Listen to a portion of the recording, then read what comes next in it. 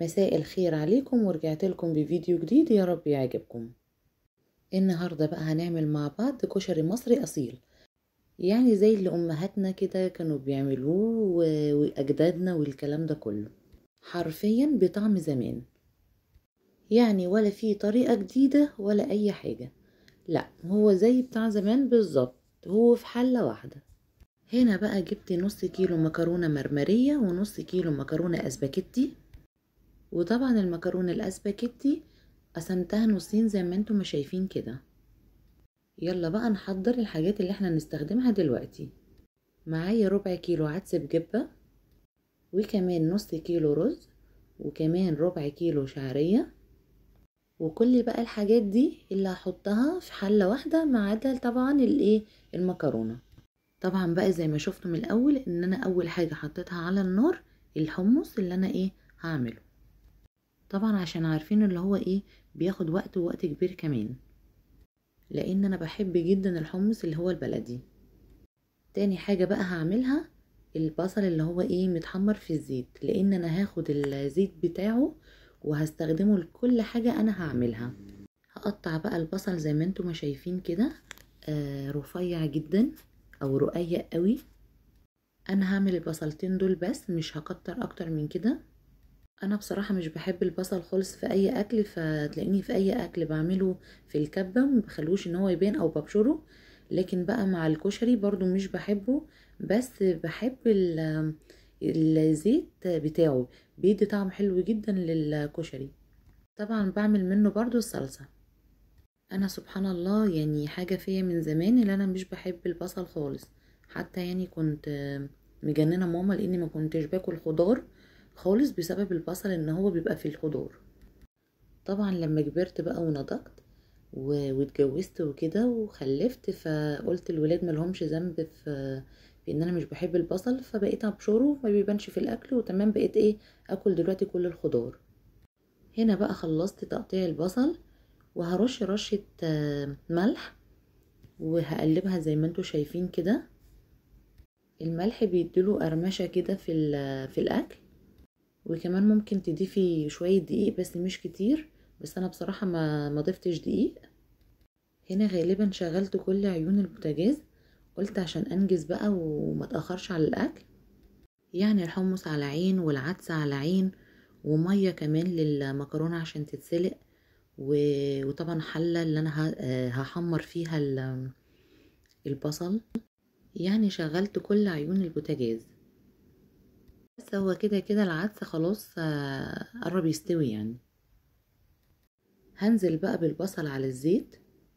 وطبعا انا معليه جدا البوتاجاز، يعني مش موطياه، لان انا عايزاه يقرمش معايا، مش عايزاه يبقى طري. وانتم زي ما شايفين كده انا مزوده الزيت عشان قلت لكم ان انا هستخدمه لكل حاجه. البصل مش هياخد اي وقت خالص، هيخلص بسرعه.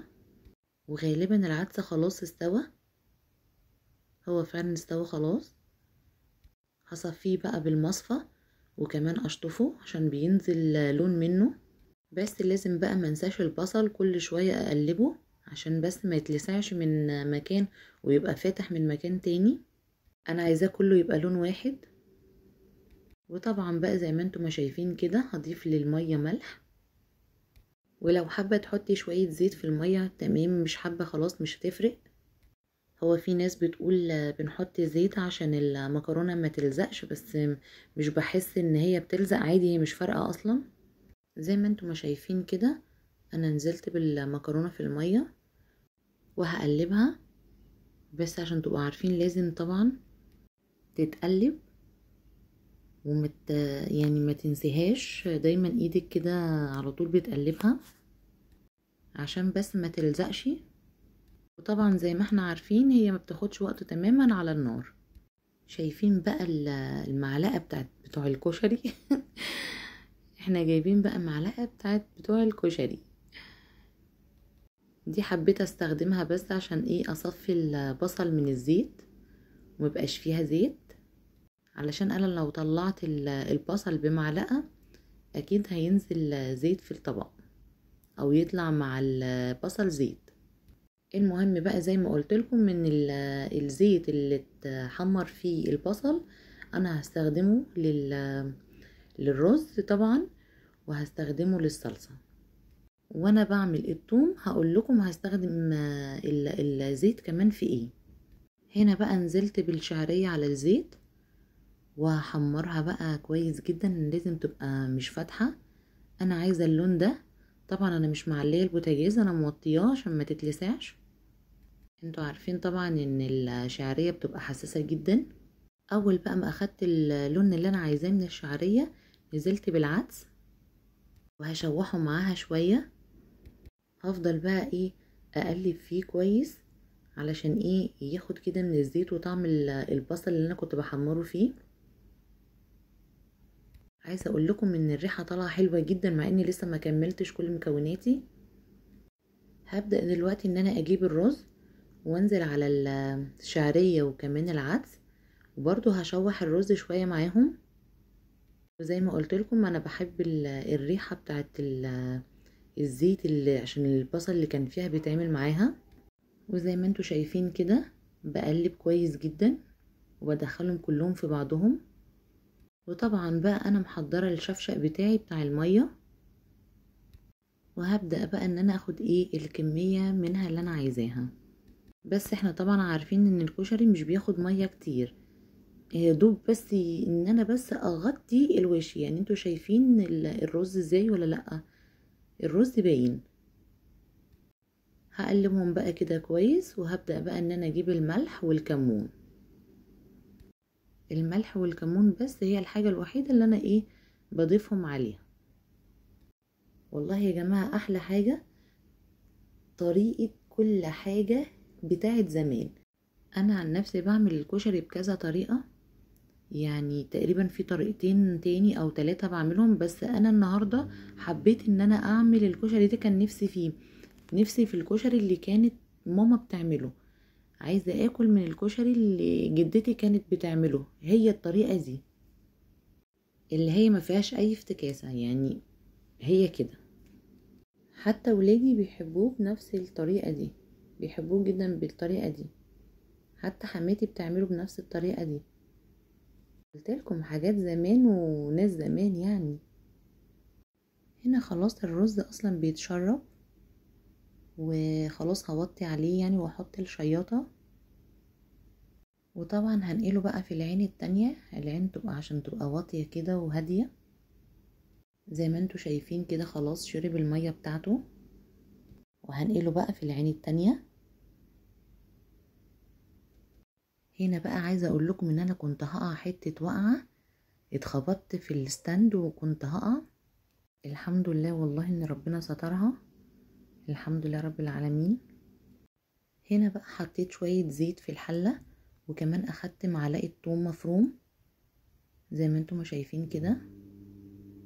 وهبدأ بقى ان انا اقلبها واحمرها شوية في الزيت.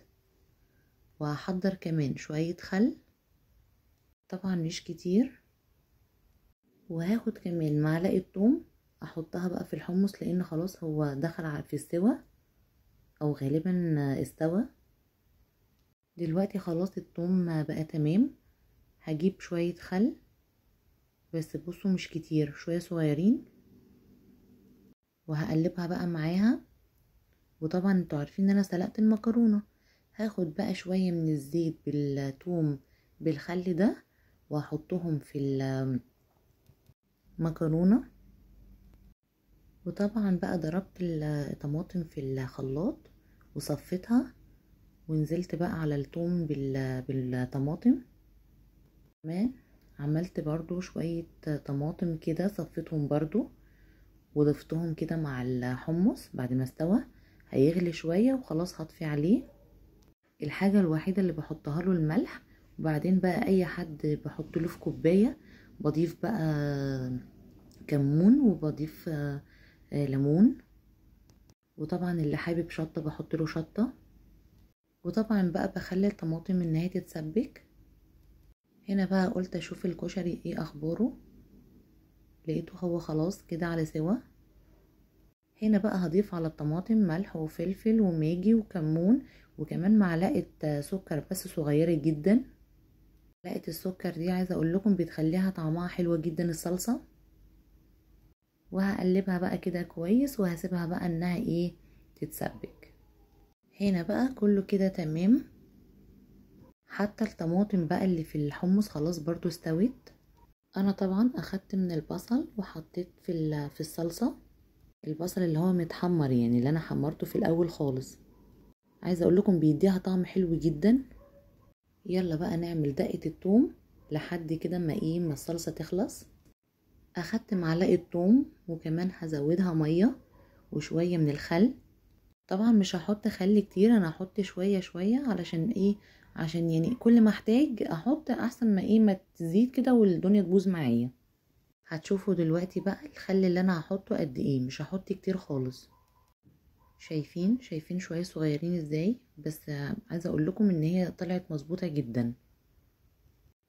هبدأ بقى ان انا احط الملح والكمون والشطة واقلبهم، ويبقى كده خلاص الدقة خلصت معايا. بفكركم ما تنسوش اللايك والشير والسبسكرايب.